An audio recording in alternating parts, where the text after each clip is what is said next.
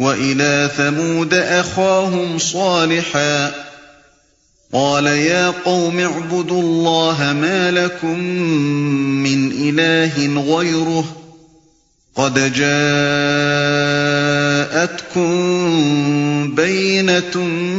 مِّن رَّبِّكُمْ هَٰذِهِ نَاقَةُ اللَّهِ لَكُمْ آيَةً فَذَرُوهَا تَأْكُلْ فِي أَرْضِ اللَّهِ وَلَا تَمَسُّوهَا بِسُوءٍ فَيَأْخُذَكُمْ عَذَابٌ أَلِيمٌ۔ اور سمود کی طرف ہم نے ان کے بھائی صالح کو بھیجا۔ اس نے کہا، اے برادران قوم، اللہ کی بندگی کرو، اس کے سوا تمہارا کوئی خدا نہیں ہے، تمہارے پاس تمہارے رب کی کھلی دلیل آ گئی ہے۔ یہ اللہ کی اونٹنی تمہارے لیے ایک نشانی کے طور پر ہے، لہذا اسے چھوڑ دو کہ خدا کی زمین میں چرتی پھرے، اس کو کسی برے ارادے سے ہاتھ نہ لگانا ورنہ ایک دردناک عذاب تمہیں آ لے گا۔ اور سمود کی طرف، یہ عرب کی قدیم ترین اقوام میں سے دوسری قوم ہے جو عاد کے بعد سب سے زیادہ مشہور و معروف ہے۔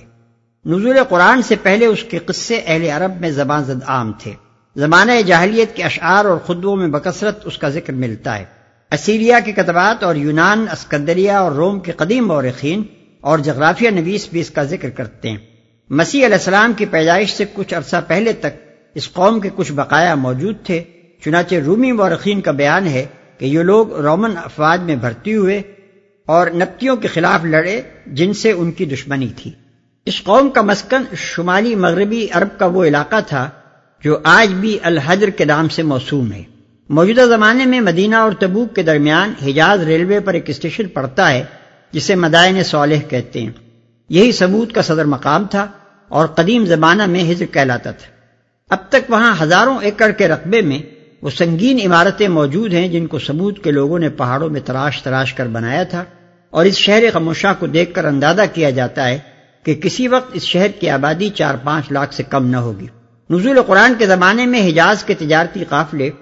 ان آثار قدیمہ کے درمیان سے گزرا کرتے تھے۔ نبی صلی اللہ علیہ وسلم غزوہ تبوک کے موقع پر جب ادھر سے گزرے تو آپ نے مسلمانوں کو یہ آثار عبرت دکھائے اور وہ سبق دیا جو آثار قدیمہ سے ہر صاحب بصیرت انسان کو حاصل کرنا چاہیے۔ ایک جگہ آپ نے ایک کنویں کی نشاندہی کر کے بتایا کہ یہی وہ کنواں ہے جس سے حضرت صالح علیہ السلام کی اونٹنی پانی پیتی تھی، اور مسلمانوں کو ہدایت کی کہ صرف اسی کنویں سے پانی لینا، باقی کنووں کا پانی نہ پینا۔ ایک پہاڑی درے کو دکھا کر آپ نے بتایا کہ اسی درے سے وہ اونٹنی پانی پینے کے لیے آتی تھی، چنانچہ وہ مقام آج بھی فج الناقہ کے نام سے مشہور ہے۔ ان کے کھنڈروں میں جو مسلمان سیر کرتے پھر رہے تھے ان کو آپ نے جمع کیا اور ان کے سامنے ایک خطبہ دیا جس میں سمود کے انجام پر عبرت دلائی اور فرمایا کہ یہ اس قوم کا علاقہ ہے جس پر خدا کا عذاب نازل ہوا تھا، لہذا یہاں سے جلدی گزر جاؤ، یہ سیرگاہ نہیں ہے بلکہ رونے کا مقام ہے۔ یہ اللہ کی اونٹنی تمہارے لیے ایک نشانی کے طور پر ہے۔ ظاہری عبارت سے صاف محسوس ہوتا ہے کہ پہلے فقرے میں اللہ کی جس کھلی دلیل کا ذکر فرمایا گیا ہے اس سے مراد یہی اونٹنی ہے جسے اس دوسرے فقرے میں نشانی کے لفظ سے تعبیر کیا گیا ہے۔ سورہ شعراء آیات 154 تا 158 میں تصریح ہے کہ سمود والوں نے خود ایک ایسی نشانی کا حضرت صالح علیہ السلام سے مطالبہ کیا تھا جو ان کے معمور من اللہ ہونے پر کھلی دلیل ہو، اور اسی کے جواب میں حضرت صالح علیہ السلام نے اونٹنی کو پیش کیا تھا۔ اس سے یہ بات تو قطعی طور پر ثابت ہو جاتی ہے کہ اونٹنی کا ظہور معجزے کے طور پر ہوا تھا، اور یہ اسی نوعیت کے معجزات میں سے تھا جو بعض انبیاء نے اپنے نبوت کے ثبوت میں منکرین کے مطالبے پر پیش کیے ہیں۔ نیز یہ بات بھی اس اونٹنی کی معجزانہ پیدائش پر دلیل ہے کہ حضرت صالح علیہ السلام نے اسے پیش کر کے منکرین کو دھمکی دی کہ بس اب اس اونٹنی کی جان کے ساتھ تمہاری زندگی معلق ہے، یہ آزادانہ تمہاری زمینوں میں چرتی پھرے گی، ایک دن یہ اکیلی پانی پیے گی اور دوسرے دن پوری قوم کے جانور پئیں گے، اور اگر تم نے اسے ہاتھ لگایا تو یکایک تم پر خدا کا عذاب ٹوٹ پڑے گا۔ ظاہر ہے کہ اس شان کے ساتھ وہی چیز پیش کی جا سکتی تھی جس کا غیر معمولی ہونا لوگوں نے اپنی آنکھوں سے دیکھ لیا ہو۔ پھر یہ بات کہ کافی مدت تک یہ لوگ اس کے آزادانہ چرتے پھرنے کو اور اس بات کو کہ ایک دن تنہا وہ پانی پیے اور دوسرے دن ان سب کے جانور پئیں بادل ناخواستہ برداشت کرتے رہے، اور آخر بڑے مشوروں اور سازشوں کے بعد انہوں نے اسے قتل کیا۔ درا حال ہے کہ حضرت صالح علیہ السلام کے پاس کوئی طاقت نہ تھی جس کا انہیں کوئی خوف ہوتا۔ اس حقیقت پر مزید دلیل ہے کہ وہ لوگ اس اونٹنی سے خوف زدہ تھے اور جانتے تھے کہ اس کے پیچھے ضرور کوئی زور ہے جس کے بل پر وہ ہمارے درمیان دندناتی پھرتی ہے، مگر قرآن اس امر کی تصریح نہیں کرتا کہ یہ اونٹنی کیسی تھی اور کس طرح وجود میں آئی۔ کسی حدیث صحیح میں بھی اس کے معجزے کے طور پر پیدا ہونے کی کیفیت بیان نہیں کی گئی ہے، اس لیے ان روایات کو تسلیم کرنا کچھ ضروری نہیں جو مفسرین نے اس کی کیفیت پیدائش کے متعلق نقل کی ہیں، لیکن یہ بات کہ وہ کسی نہ کسی طور پر معجزے کی حیثیت رکھتی تھی قرآن سے ثابت ہے۔ وَاذْكُرُوا إِذْ جَعَلَكُمْ خُلَفَاءَ مِن بَعْدِ عَادٍ وَبَوَّأَكُمْ فِي الْأَرْضِ تَتَّخِذُونَ مِن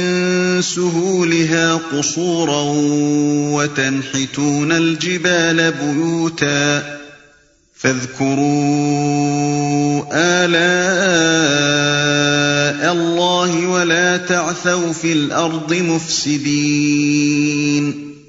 یاد کرو وہ وقت جب اللہ نے قوم عاد کے بعد تمہیں اس کا جانشین بنایا اور تم کو زمین میں یہ منزلت بخشی کہ آج تم اس کے ہموار میدانوں میں عالی شان محل بناتے اور اس کے پہاڑوں کو مکانات کی شکل میں تراشتے ہو،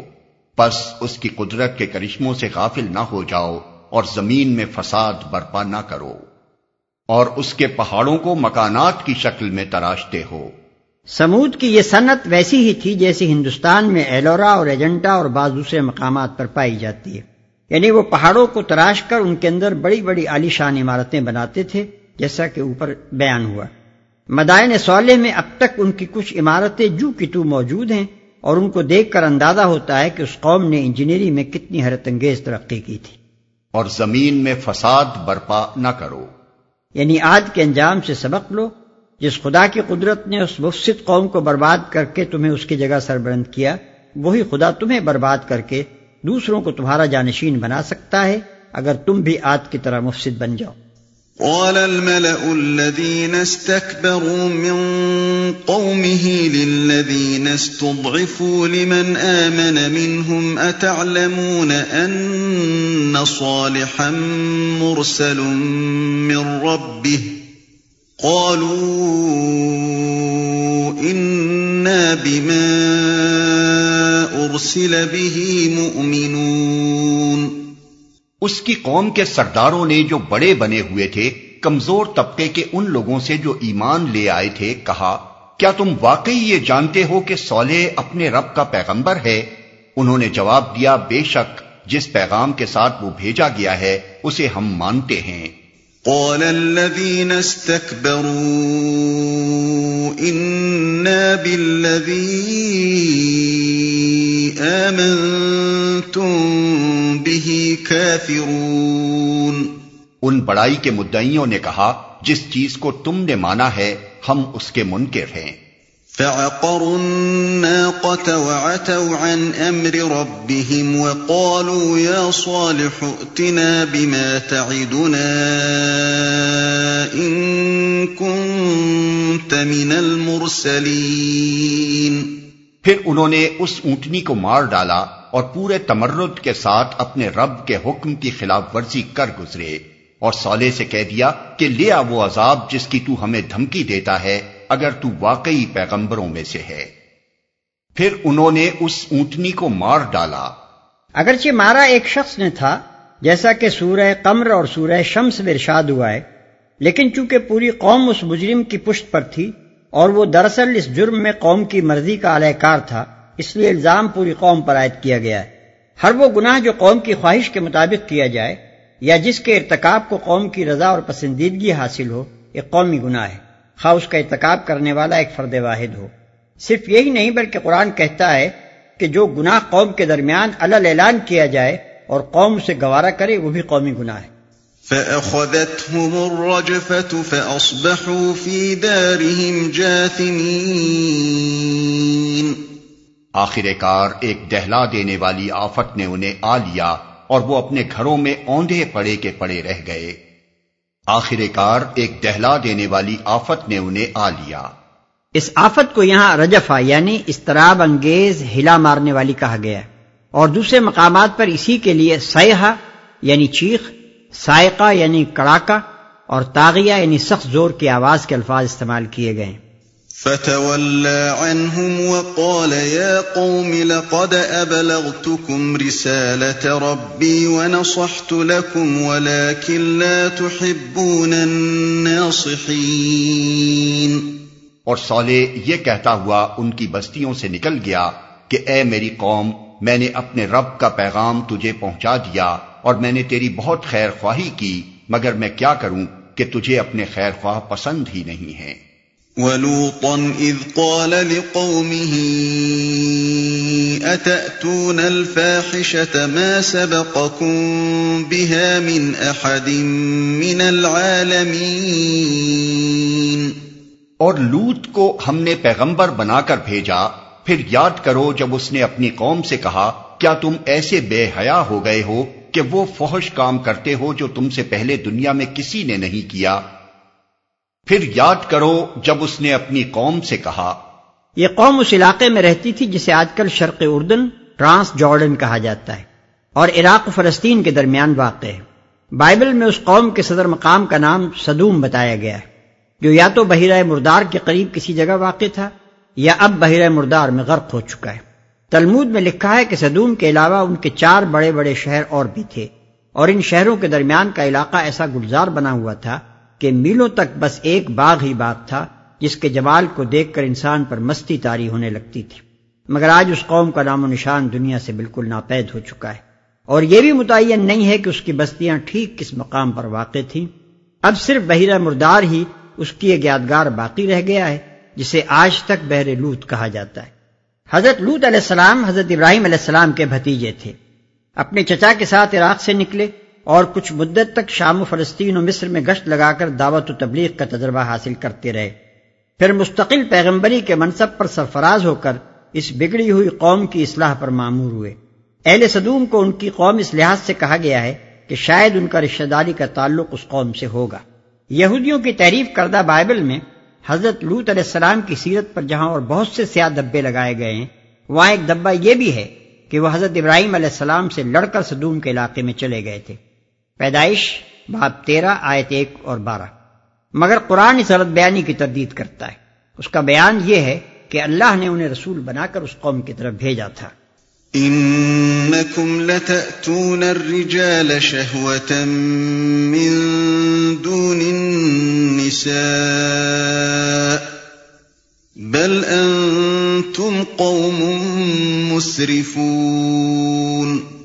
تم عورتوں کو چھوڑ کر مردوں سے اپنی خواہش پوری کرتے ہو، حقیقت یہ ہے کہ تم بالکل ہی حد سے گزر جانے والے لوگ ہو۔ تم عورتوں کو چھوڑ کر مردوں سے اپنی خواہش پوری کرتے ہو۔ دوسرے مقامات پر اس قوم کے بعض اور اخلاقی جرائم کا بھی ذکر آیا ہے، مگر یہاں اس کے سب سے بڑے جرم کے بیان پر اکتفا کیا گیا ہے جس کی وجہ سے خدا کا عذاب اس پر نازل ہوا۔ یہ قابل نفرت فعل جس کی بدولت اس قوم نے شہرت دوام حاصل کی ہے، اس کے ارتکاب سے تو بد کردار انسان کبھی باز نہیں آئے، لیکن یہ فخر صرف یونان کو حاصل ہے کہ اس کے فلاسفہ نے اس گناؤنے جرم کو اخلاقی خوبی کے مرتبے تک اٹھانے کی کوشش کی، اور اس کے بعد جو کسر باقی رہ گئی تھی اسے جدید مغربی تہذیب نے پورا کیا کہ علانیہ اس کے حق میں زبردست پروپیگنڈا کیا گیا، یہاں تک کہ بعض ملکوں کی مجالس قانون ساز نے اسے باقاعدہ جائز ٹھہرا دیا، حالانکہ یہ بالکل ایک صریح حقیقت ہے کہ مباشرت ہم جنس قطعی طور پر وضع فطرت کے خلاف ہے۔ اللہ تعالیٰ نے تمام ذی حیات انواع میں نر و مادہ کا فرق محض تناسل اور بقائے نو کے لیے رکھا ہے، اور نوع انسانی کے اندر اس کی مزید غرض یہ بھی ہے کہ دونوں صنفوں کے افراد مل کر ایک خاندان وجود میں لائیں اور اس سے تمدن کی بنیاد پڑے۔ اس مقصد کے لیے مرد اور عورت کی 2 الگ صنفیں بنائی گئی ہیں، ان میں ایک دوسرے کے لیے صنفی کشش پیدا کی گئی ہے، ان کی جسمانی ساخت اور نفسیاتی ترکیب ایک دوسرے کے جواب میں مقاصد زوجیت کے لیے عین مناسب بنائی گئی ہے، اور ان کے جذب و انجذاب میں وہ لذت رکھی گئی ہے جو فطرت کے منشا کو پورا کرنے کے لیے بیک وقت داعی و محرک بھی ہے اور اس خدمت کا صلہ بھی۔ مگر جو شخص فطرت کی اس اسکیم کے خلاف عمل کر کے اپنے ہم جنس سے شہوانی لذت حاصل کرتا ہے، وہ ایک ہی وقت میں متعدد جرائم کا مرتکب ہوتا ہے۔ اولاً وہ اپنی اور اپنے معمول کی طبعی ساخت اور نفسیاتی ترکیب سے جنگ کرتا ہے،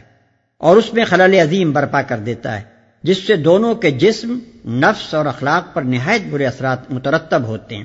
ثانیاً وہ فطرت کے ساتھ غداری اور خیانت کا ارتکاب کرتا ہے، کیونکہ فطرت نے جس لذت کو نوع اور تمدن کی خدمت کا صلہ بنایا تھا اور جس کے حصول کو فرائض اور ذمہ داریوں اور حقوق کے ساتھ وابستہ کیا تھا، وہ اسے کسی خدمت کی بجا آوری اور کسی فرض اور حق کی ادائیگی اور کسی ذمہ داری کے التزام کے بغیر چرا لیتا ہے۔ ثالثاً وہ انسانی اجتماع کے ساتھ کھلی بددیانتی کرتا ہے کہ جماعت کے قائم کیے ہوئے تمدنی اداروں سے فائدہ تو اٹھا لیتا ہے، مگر جب اس کی اپنی باری آتی ہے تو حقوق اور فرائض اور ذمہ داریوں کا بوجھ اٹھانے کے بجائے اپنی قوتوں کو پوری خود غرضی کے ساتھ ایسے طریقے پر استعمال کرتا ہے جو اجتماعی تمدن و اخلاق کے لیے صرف غیر مفید ہی نہیں بلکہ ایجاباً مضرت رساں ہے۔ وہ اپنے آپ کو نسل اور خاندان کی خدمت کے لیے نااہل بناتا ہے، اپنے ساتھ کم از کم ایک مرد کو غیر طبعی زرانہ پن میں مبتلا کرتا ہے اور کم از کم 2 عورتوں کے لیے بھی صنفی بے راہ روی اور اخلاقی پستی کا دروازہ کھول دیتا ہے۔ وما كان جواب قومه إلا أن قالوا أخرجوهم من قريتكم إنهم أناس يتطهرون۔ مگر اس کی قوم کا جواب اس کے سوا کچھ نہ تھا کہ نکالو ان لوگوں کو اپنی بستیوں سے، بڑے پاک باز بنتے ہیں یہ۔ اس سے معلوم ہوا کہ یہ لوگ صرف بے حیا اور بد کردار اور بد اخلاق ہی نہ تھے بلکہ اخلاقی پستی میں اس حد تک گر گئے تھے کہ انہیں اپنے درمیان چند نیک انسانوں اور نیکی کی طرف بلانے والوں اور بدی پر ٹوکنے والوں کا وجود تک گوارا نہ تھا۔ وہ بدی میں یہاں تک غرق ہو چکے تھے کہ اصلاح کی آواز کو بھی برداشت نہ کر سکتے تھے اور پاکی کے اس تھوڑے سے عنصر کو بھی نکال دینا چاہتے تھے جو ان کی گھناؤنی فضا میں باقی رہ گیا تھا۔ اسی حد کو پہنچنے کے بعد اللہ تعالیٰ کی طرف سے ان کے استیصال کا فیصلہ صادر ہوا، کیونکہ جس قوم کی اجتماعی زندگی میں پاکیزگی کا ذرا سا عنصر بھی باقی نہ رہ سکے، پھر اسے زمین پر زندہ رکھنے کی کوئی وجہ نہیں رہتی۔ سڑے ہوئے پھلوں کے ٹوکرے میں جب تک چند اچھے پھل موجود ہوں اس وقت تک تو ٹوکرے کو رکھا جا سکتا ہے، مگر جب وہ پھل بھی اس میں سے نکل جائیں تو پھر اس ٹوکرے کا کوئی مصرف اس کے سوا نہیں رہتا کہ اسے کسی گھورے پر الٹ دیا جائے۔ فَأَنجَيْنَاهُ وَأَهْلَهُ إِلَّا امْرَأَتَهُ كَانَتْ مِنَ الْغَابِرِينَ وَأَمْطَرْنَا عَلَيْهِمْ مَطَرًا فَانظُرْ كَيْفَ كَانَ عَاقِبَةُ الْمُجْرِمِينَ۔ آخر کار ہم نے لوط اور اس کے گھر والوں کو بجز اس کی بیوی کے جو پیچھے رہ جانے والوں میں تھی بچا کر نکال دیا اور اس قوم پر برسائی ایک بارش، پھر دیکھو کہ ان مجرموں کا کیا انجام ہوا۔ بجز اس کی بیوی کے جو پیچھے رہ جانے والوں میں تھی۔ دوسرے مقامات پر تصریح ہے کہ حضرت لوط علیہ السلام کی یہ بیوی جو غالباً اسی قوم کی بیٹی تھی اپنے کافر رشتہ داروں کی ہمنوا رہی اور آخر وقت تک اس نے ان کا ساتھ نہ چھوڑا۔ اس لیے عذاب سے پہلے جب اللہ تعالیٰ نے حضرت لوط علیہ السلام اور ان کے ایماندار ساتھیوں کو ہجرت کر جانے کا حکم دیا تو ہدایت فرما دی کہ اس عورت کو ساتھ نہ لیا جائے۔ اور اس قوم پر برسائی ایک بارش۔ بارش سے مراد یہاں پانی کی بارش نہیں بلکہ پتھروں کی بارش ہے، جیسا کہ دوسرے مقامات پر قرآن مجید میں بیان ہوا ہے۔ نیز یہ بھی قرآن میں ارشاد ہوا ہے کہ ان کی بستیاں الٹ دی گئیں اور انہیں تلپٹ کر دیا گیا۔ پھر دیکھو کہ ان مجرموں کا کیا انجام ہوا۔ یہاں اور دوسرے مقامات پر قرآن مجید میں صرف یہ بتایا گیا ہے کہ عمل قوم لوط ایک بدترین گناہ ہے جس پر ایک قوم اللہ تعالیٰ کے غضب میں گرفتار ہوئی۔ اس کے بعد یہ بات ہمیں نبی صلی اللہ علیہ وسلم کے رہنمائی سے معلوم ہوئی کہ یہ ایک ایسا جرم ہے جس سے معاشرے کو پاک رکھنے کی کوشش کرنا حکومت اسلامی کے فرائض میں سے ہے، اور یہ کہ اس جرم کے مرتکبین کو سخت سزا دی جانی چاہیے۔ حدیث میں مختلف روایات جو حضور صلی اللہ علیہ وسلم سے مروی ہیں ان میں سے کسی میں ہم کو یہ الفاظ ملتے ہیں کہ فاعل اور مفعول کو قتل کر دو، کسی میں اس حکم پر اتنا اضافہ اور ہے کہ شادی شدہ ہوں یا غیر شادی شدہ، اور کسی میں ہے اوپر اور نیچے والا دونوں سنسار کیے جائیں۔ لیکن چونکہ نبی صلی اللہ علیہ وسلم کے زمانے میں ایسا کوئی مقدمہ پیش نہیں ہوا، اس لیے قطعی طور پر یہ بات متعین نہ ہو سکی کہ اس کی سزا کس طرح دی جائے۔ صحابہ کرام میں سے حضرت علی رضی اللہ عنہ کی رائے یہ ہے کہ مجرم تلوار سے قتل کیا جائے اور دفن کرنے کے بجائے اس کی لاش جلائی جائے۔ اسی رائے سے حضرت ابوبکر صدیق رضی اللہ عنہ نے اتفاق فرمایا ہے۔ حضرت عمر رضی اللہ عنہ اور حضرت عثمان رضی اللہ عنہ کی رائے یہ ہے کہ کسی بوسیدہ عمارت کے نیچے کھڑا کر کے وہ عمارت ان پر ڈھا دی جائے۔ ابن عباس رضی اللہ عنہ کا فتویٰ یہ ہے کہ بستی کی سب سے اونچی عمارت سے ان کو سر کے بل پھینک دیا جائے اور اوپر سے پتھر برسائے جائیں۔ فقہا میں سے امام شافعی رحمۃ اللہ علیہ کہتے ہیں کہ فاعل و مفعول واجب القتل ہیں، خواہ شادی شدہ ہوں یا غیر شادی شدہ۔ شعبی، زہری، مالک اور احمد رحمہ اللہ کہتے ہیں کہ ان کی سزا رجم ہے۔ سعید بن مسیب، عطا، حسن بصری، ابراہیم نخعی، سفیان ثوری اور اوزاعی رحمہ اللہ کی رائے میں اس جرم پر وہی سزا دی جائے گی جو زنا کی سزا ہے، یعنی غیر شادی شدہ کو 100 کوڑے مارے جائیں گے اور جلاوطن کر دیا جائے گا اور شادی شدہ کو رجم کیا جائے گا۔ امام ابو حنیفہ رحمۃ اللہ علیہ کی رائے میں اس پر کوئی حد مقرر نہیں ہے، بلکہ یہ فعل تعزیر کا مستحق ہے، جیسے حالات و ضروریات ہوں ان کے لحاظ سے کوئی عبرتناک سزا اس پر دی جا سکتی ہے۔ ایک قول امام شافعی رحمۃ اللہ علیہ سے بھی اسی کی تائید میں منقول ہے۔ معلوم رہے کہ آدمی کے لیے بات قطعی حرام ہے کہ وہ خود اپنی بیوی کے ساتھ عمل قوم لوط کرے۔ ابو داؤد میں نبی صلی اللہ علیہ وسلم کا یہ ارشاد مروی ہے کہ عورت سے یہ فعل کرنے والا ملعون ہے۔ ابن ماجہ اور مسند احمد میں حضور صلی اللہ علیہ وسلم کے یہ الفاظ منقول ہیں